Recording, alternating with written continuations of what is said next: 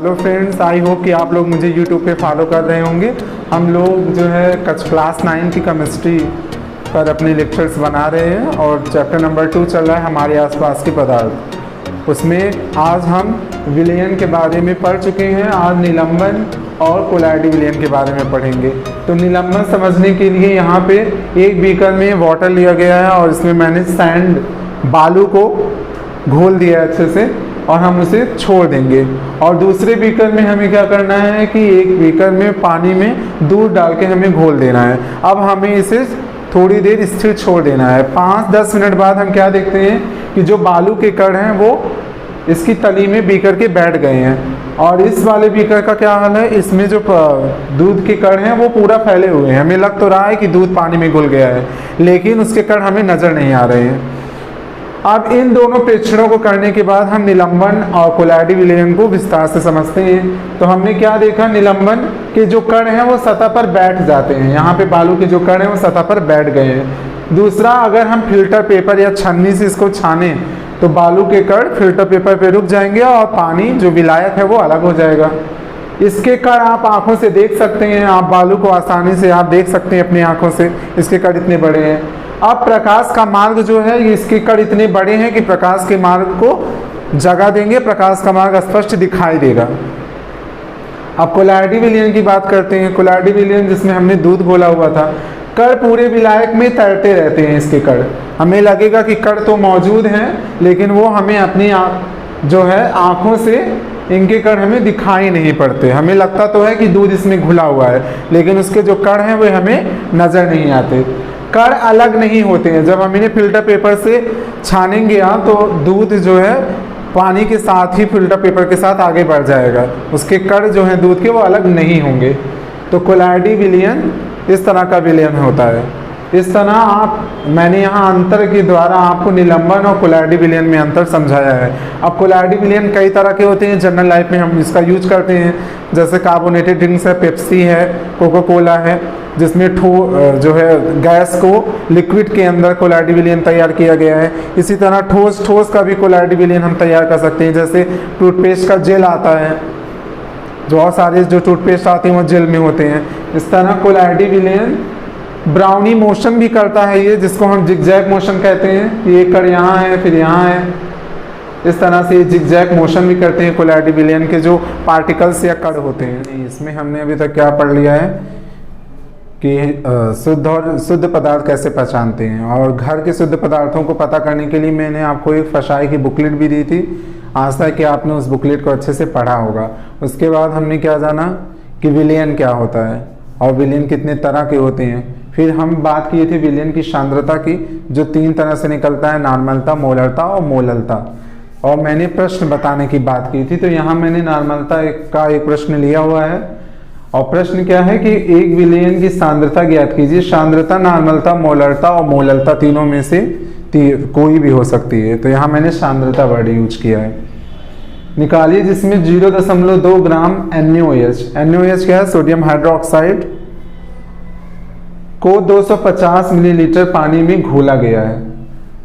तो नॉर्मलता का सूत्र क्या होता है, नॉर्मलिटी का विलेय पदार्थ की ग्राम तुल्यांक की संख्या। ग्राम तुल्यांक अभी मैं बताऊंगा कि किस तरह निकालते हैं। और विलयन का आयतन लीटर में।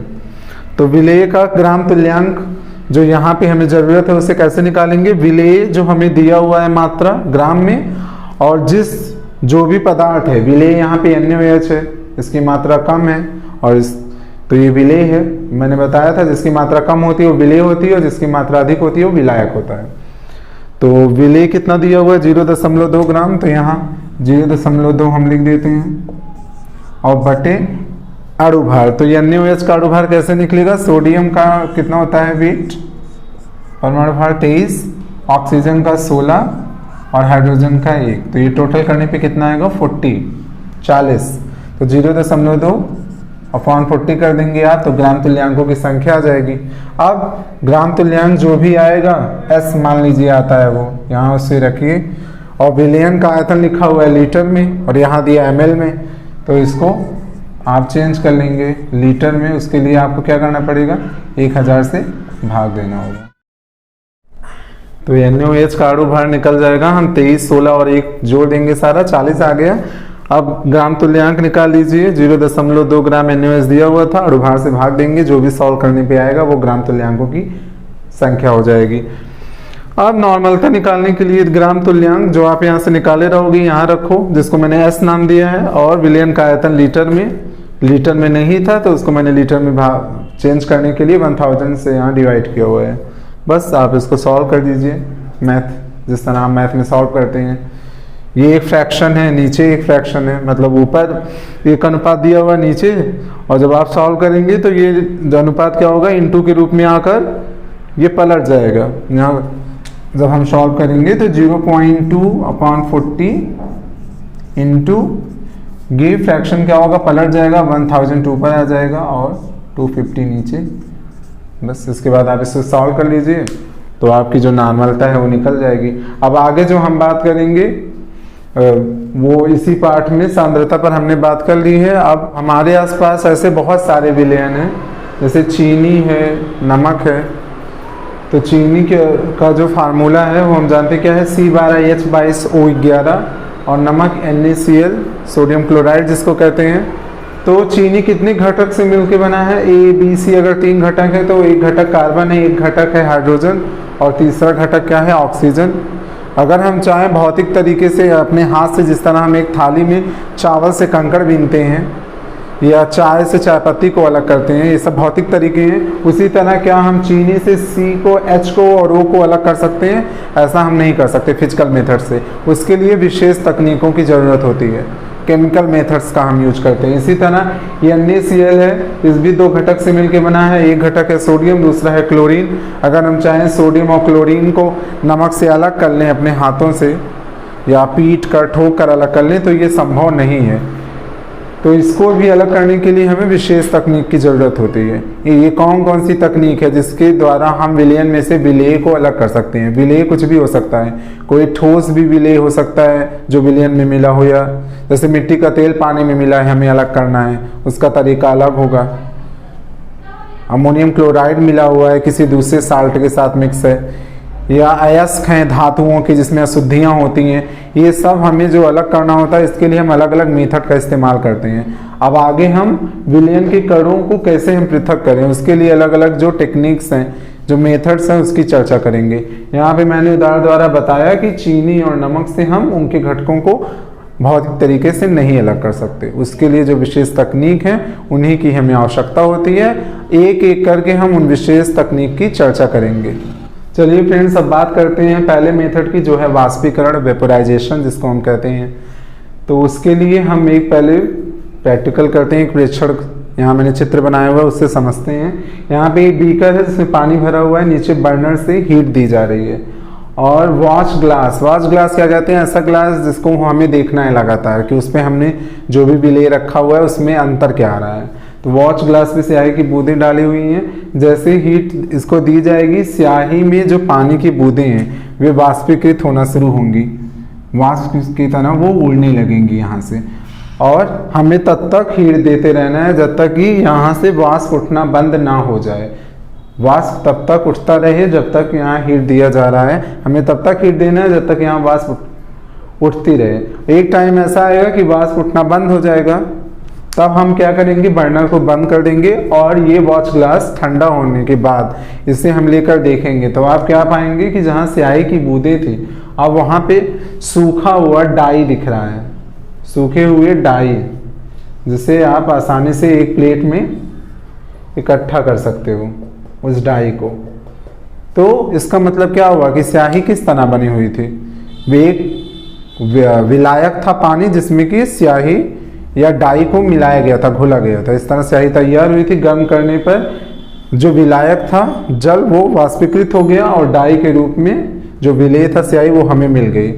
तो इस मेथड से वाष्पीकरण और कहाँ पे यूज होता है हमारे आसपास, जैसे हम यूज करते हैं इसको नमक बनाने में, समुद्र से जो हमें नमक बनाना होता है उसे भी बड़े बड़े गड्ढों में भर दिया जाता है, पानी वाष्पीकृत होकर उड़ जाता है और घुला हुआ नमक हमें नमक के रूप में प्राप्त हो जाता है। तो ये बहुत कॉमन मेथड है वाष्पीकरण। अब हम अगले मेथड की बात करते हैं जो है अपकेंद्रण के। ये है अपकेंद्रण, सेंट्रीफिकेशन, इसको हम सेंट्रीफ्यूगल फोर्स के थ्रू करते हैं। जैसे घर में आपने अपने मथनी देखा हुआ, देखा होगा, जिससे मथा जाता है और क्रीम अलग होता है। तो उदाहरण के तौर पे जैसे 1 कप मैंने यहाँ क्रीम युक्त दूध लिया है, ये क्या रखा हुआ है, 1 कप क्रीम युक्त दूध। अभी इसमें क्रीम मिला हुआ है, क्रीम या जिसको मलाई बोलते हैं, क्रीम युक्त ये दूध है। यदि हम इसे छन्नी से छाने तो क्या होगा, क्या क्रीम अलग होगा? नहीं, तो पूरी तरह से क्रीम अलग नहीं होगा। अब अगर इसी क्रीम युक्त दूध को हमने एक परख नली में लिया हुआ है, लंबी सी परख नली है, इसको हमने एक बर्तन में डाला और इसे मथना शुरू किया, या सेंट्रीफ्यूगल मशीनें भी आती हैं, अब उनका भी इस्तेमाल कर सकते हैं। ये हैंड जो मैनुअल तरीका है वो मैंने यहाँ यूज किया है मथने का। जब मथना शुरू होगा तो क्या होगा, इसमें जो क्रीम युक्त दूध है इसमें दो तरह के कण हैं, एक हल्के कण और एक भारी कण। तो मथने पे क्या होगा कि अब केंद्र सेंट्रीफ्यूगल फोर्स के कारण, जब सेंट्रीफ्यूगल फोर्स यहाँ क्रिएट होना शुरू होगा तो उसके कारण जो हल्के कण हैं वो ऊपर आ जाएंगे, जो कि क्रीम के कण होंगे, जिससे हाथ से आसानी से हम अलग कर लेते हैं, और जो भारी कण हैं वो नीचे बैठ जाएंगे। इस तरह से हम इस पृथक्करण विधि द्वारा विलेय को विलायक से अलग कर पाए, जो विलेय हमें चाहिए था। तो क्रीम हमें चाहिए था और क्रीम हम अब केंद्रण के थ्रू यहाँ अलग कर पाए। चलिए अब तीसरे मेथड की बात करते हैं, जो कि 2 आकुलनशील द्रवों का पृथक्करण। अभी जो हम पृथक्करण कर रहे थे वो ऐसे द्रव या पदार्थ थे जो विलायक में अच्छी तरह घुले हुए थे, जैसे चीनी या नमक था, ये पानी में अच्छे से घुला हुआ था वास्तव में जो हमने पढ़ा था। लेकिन अब ऐसा द्रव है, जैसे यहाँ 2 द्रव हैं, एक मिट्टी का तेल है, मिट्टी का तेल ब्लू रंग का होता है, नीले रंग का, तो इसलिए ब्लू से मैंने दिखाया है, जल को अलग रंग से कर दिया है। इन दोनों को मिलाया गया है तो इनकी लेयर, इनका घनत्व अलग अलग है। मिट्टी के तेल का घनत्व कम है, ये हल्का है इसलिए ऊपर चला गया, और पानी का घनत्व उससे अलग है। तो ये ऐसे ही द्रव हैं जिनका अलग अलग घनत्व है। 2 कम अलग अलग घनत्व वाले द्रवों को यहाँ घोल बनाया गया है और इससे इनकी लेयर अलग हो गई है। अब यहाँ पे एक सेपरेशन कीप हमने लिया है जिसमें कि मिट्टी का तेल और जल भरा हुआ है। एक लेयर ऊपर वाले मिट्टी के तेल की है और नीचे जो लेयर है वो वाटर की है। इन्हें मिक्स करने के बाद भी इनकी लेयर कुछ देर बाद जब हम इसे छोड़ देंगे कुछ टाइम के लिए तो अलग अलग लेयर में सेपरेट हो जाता है। इसके बाद ये स्टॉप कॉर्क लगा है, इसे जैसे ही आप ये इधर रिमूव करोगे तो पानी नीचे के रखे हुए बर्तन में चला जाएगा और मिट्टी का तेल इस सेपरेशन बीकर में अलग हो गया। इस तरह से सेपरेशन फिनल में हमें जो एक विलेय था मिट्टी का तेल वो अलग हो गया और जो हमारा विलायक था जल वो एक कटोरी में अलग से सेपरेट हो गया। तो ये 2 अघुलनशील द्रवों का पृथक्करण इस तरीके से करते हैं। इस मेथड का कोई नाम नहीं है, केवल यही है कि हम इसे इन जर्नल भी अपने घरों में देखते हैं। जैसे सरसों के तेल की बूंदें पानी में पड़ती हैं तो उसका घनत्व तो हल्का होता है इसलिए वो तैरती हैं, आसानी से हम हाथ से भी उसको अलग कर सकते हैं। उसी तरह यहाँ भी हमने एक उदाहरण लेकर किसी एक ऑयल का उदाहरण लेकर मिट्टी के तेल का इस विधि को बताया है। अब हम पृथक्करण की चौथी विधि ऊर्ध्वपातन विधि का यहाँ पे चर्चा करते हैं, डिस्कस करते हैं उसके बारे में। तो इस विधि का इस्तेमाल हम करते हैं 2 ऐसे विलेय जो आपस में मिल गए हों। जैसे यहाँ 2 साल्ट हैं, उसमें से एक ऐसा है जो ऊर्ध्वपातित होगा। ऊर्ध्वपातन हम पढ़ चुके हैं, जब कोई भी ठोस बिना द्रव बने सीधे गैस में बदल जाता है। तो यहाँ ए जो है वो ठोस से गैस में चेंज हो रहा है, लेकिन दूसरा जो है बी वो ना ऊर्ध्वपातित होने वाला घटक है। तो जैसे यहाँ पे हमने एक बर्तन में या एक बीकर में फ्लास्क में NH4Cl अमोनियम क्लोराइड और NaCl सोडियम क्लोराइड दोनों के मिश्रण को लिया है। अब हम हीट देंगे, जब हीट मिलेगा तो जो अमोनियम क्लोराइड है वो A है, घटक A, तो ये ऊर्ध्वपातित होता है। तो यहाँ हम एक कलेक्टिव बर्तन लिए हुए हैं जिसमें कलेक्शन होगा इसके वाष्पों का अमोनियम क्लोराइड के। अब अमोनियम क्लोराइड यहाँ पे हीट के कारण ऊर्ध्वपातित होकर इकट्ठा हो जाएगा और NaCl यहीं पे रह जाएगा जो कि घटक B है, ना ऊर्ध्वपातित होने वाला घटक। तो ना ऊर्ध्वपातित होने वाला यहीं रह गया और ऊर्ध्वपातित होने वाला हमारा कलेक्टिव बर्तन में कलेक्ट हो गया। इस तरह हमने ऊर्ध्वपातन विधि का इस्तेमाल करके 2 लवणों के मिश्रण में से अलग अलग लवण को या साल्ट्स को अलग कर लिया है। करण की हम अगली विधि यहाँ पे चर्चा करते हैं क्रोमेटोग्राफी की। क्रोम शब्द से बना हुआ है ये पृथक्करण विधि, मतलब कलर से रिलेटेड है। जब हम रंगों का पृथक्करण कहते हैं तो उसके लिए एक पेपर पे अगर हम स्याही का एक डॉट लें, स्याही का एक बूंद उस पर गिरा दें पेपर के एक किनारे पे, और जब वो सूख जाए तब उसे हम पानी में भिगो देते हैं पेपर को। तो अब धीरे धीरे क्या होगा, इस जो स्याही में कण हैं उनके घनत्व अलग अलग हैं। जो भारी कण होंगे वे यहाँ पास रह जाएंगे, हल्के कण और दूर होते जाएंगे। इस तरह क्या होगा, रंग हमें रंगों की अलग अलग लाइन मिलेगी। अगर आप पेपर निकालोगे इसको तो आपको यहाँ पे बहुत ज़्यादा गाढ़ा रंग, फिर उससे थोड़ा लाइट, उससे थोड़ा लाइट, ऐसे लाइंस मिलेंगी और ये लाइन धीरे धीरे ऊपर जाते जाते काफ़ी हल्की हो जाएंगी या खत्म हो जाएंगी। तो तत्व जो कण हैं वो अपने घनत्व के हिसाब से अलग अलग हो जाते हैं। क्रोमेटोग्राफी मेथड में हम रंगों को अलग अलग उनके बैंड के आधार पर, घनत्व, कणों के घनत्व के आधार पर इसमें अलग करते हैं। अगली विधि की चर्चा करते हैं जो कि है आसवन विधि। इसको डिस्टिलेशन मेथड भी कहते हैं। इसमें क्या है कि अगर हम द्रवों की बात करें, अगर द्रवों का पृथक्करण करना है हमें, दो द्रव आपस में घुले हुए हैं, तो जैसे ए और बी, ए वाटर है और बी है एसीटोन, तो हम इसमें ऐसे लिक्विड को सेपरेट करते हैं। इसकी एक कंडीशन है डिस्टिलेशन मेथड की, क्योंकि ये एक लैब मेथड है, आप घर पे नहीं कर सकते हैं इसको, इसके लिए आपको अपैरेटस की जरूरत होती। तो जो तापांतर है वो 25 केल्विन से कम का तापांतर होना चाहिए, मतलब जो दोनों द्रव हमने लिया हुआ है उनके बीच का अंतर 25 केल्विन से कम का हो, तब इस मेथड का हम इफेक्टिव तरीके से प्रयोग कर पाएंगे सेपरेशन के लिए। तो एक फ्लास्क में ए और बी, मतलब ए वाटर है, बी एसीटोन है, हम इसे जब बॉयल करना शुरू करेंगे, यहाँ से हम एक्सटर्नल हीट देंगे, जब यहाँ से हीट हम एक्सटर्नल देना शुरू करेंगे, गर्म करना, तो 50 सेंटीग्रेड इसका क्वथनांक है यहाँ पे एसीटोन का। तो एसीटोन जैसे ही 56 डिग्री टेम्परेचर आएगा वो वाष्प बन के उठना शुरू हो जाएगा। अब उस वाष्प को हम यहाँ ठंडा कर लेंगे, जिसको हम संघनन कहते हैं। जब कोई द्रव ठंडा हो जाता है, जैसे हम ठंडी के मौसम में देखे हैं ओस की बूंदें, तो क्या रहती हैं, यही जो जलवाष्प होता है वो पानी की बूंदों के रूप में हमें पेड़ पौधों पर दिखाई देता है। उसी तरह यहाँ एसीटोन के जो वाष्प हैं या जो वेपर्स हैं, वाटर वेपर्स, एसीटोन्स के, वाटर वेपर नहीं सॉरी एसीटोन वेपर्स, उन एसीटोन वेपर्स को यहाँ हम ठंडा करके यहाँ पे ये इस बर्तन में एकत्र कर लेंगे। इस तरह जो शेष बचेगा वो जल हो जाएगा और एसीटोन इस बर्तन में हो जाएगा। अब अगर गैस को हमें पृथक्करण करना होता है, बहुत सारी गैसें जिनका अलग अलग अपना घनत्व है, जैसे वायुमंडल की अगर हम बात करें, वायुमंडल की गैसों में हमें नाइट्रोजन, ऑक्सीजन, कार्बन डाइऑक्साइड सबको पृथक करना है, तो उस समय हम गैस के लिए आसवन विधि की जो विशेष विधि का इस्तेमाल करते हैं वह है प्रभाजी आसवन विधि।